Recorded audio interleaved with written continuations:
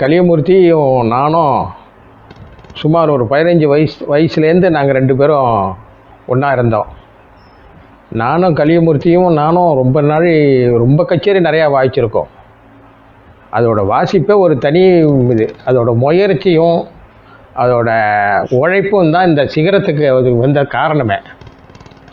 இதெல்லாம் நானும் அதுவும் அதிக கச்சேரி வாய்ச்சிருக்கோம்.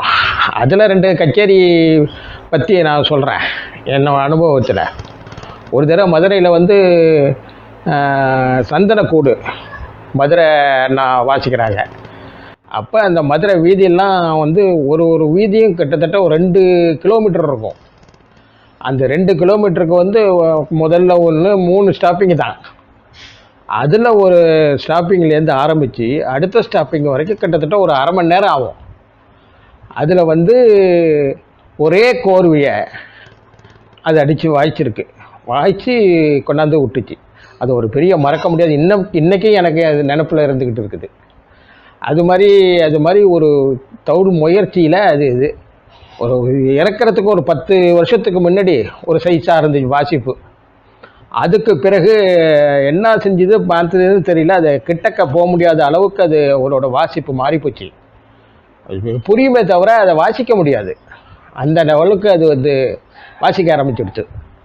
அப்புறம் ஒரு தடவை நின்றுக்கிட்டு வாசிக்கிறதுல அதுக்கு ரொம்ப பிரியம். இப்போல்லாம் இப்போ உட்காந்து வாசிக்கிற மாதிரி இப்போ வந்துடுது. நின்றுக்கிட்டு வாசிக்கும்போது லால்குடியில் ஒரு தடவை கலியமூர்த்தி நானும் வாசித்தோம். அப்போ வாசிக்கும்போது 1 மணி நேரம் தனி நடந்திருக்கு. அப்போ ஆரம்பத்தில் எப்படி இந்த சவுண்டோட 100 டிகிரி இருந்துச்சுன்னு சொன்னால், மோரா அடிக்கிற வரைக்கும் அந்த 100 டிகிரி இருந்துக்கும். அதுக்கு எனக்கு வர வர வர குறைஞ்சி போச்சு. அப்புறம் நான் சொல்லி இந்த தனியை குறைங்கன்னு சொல்லி அதுக்கு பிறகு அது தனியை குறைச்சிது, சிரிச்சுக்கிட்டே குறைச்சிது. அந்த மாதிரி ஒரு வாசிப்பு அது. எந்த நாதஸ்வரக்காரங்களை கேளுங்க, கலியமூர்த்தியை போடுங்க, கலியமூர்த்தியை போடுங்கன்னு தான் சொல்லுவாங்க.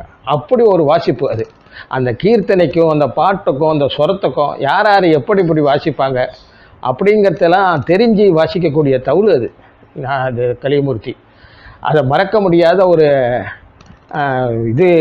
அதை நான் மறக்கவே முடியாது. என்னோட முன்னேற்றத்துக்கு அது ஒரு பெரும் பங்கு எடுத்துக்கொச்சு.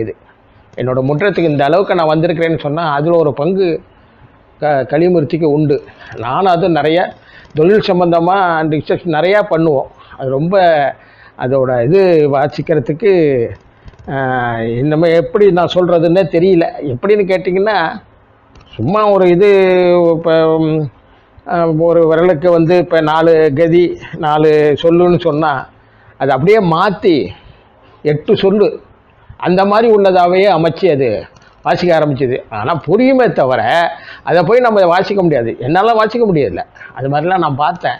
அது மாதிரிலாம் ஒரு பெரிய வித்வான் நம்ம இருந்தது ரொம்ப அதோட ஆத்மா சாந்தி அடைய நான் ஆண்டவனை வேண்டிக் கொள்கிறேன்.